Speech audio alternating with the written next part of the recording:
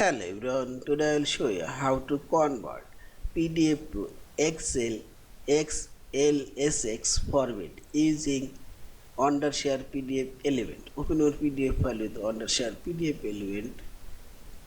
Now click on the convert option this menu bar, and here you will find this convert Excel option. Click here and click on the down arrow. Here you will find two kinds of format: Excel XLSX format, only XLS format. I'll select Excel, this first one, and setting option. You can convert all pages, custom pages, and this share. Click on this option. Okay, default, and select folder where you want to save. I select save as to source folder and select OK.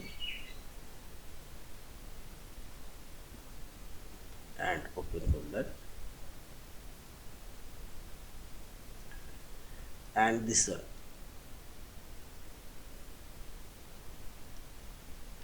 Excel XLSX format, and open it,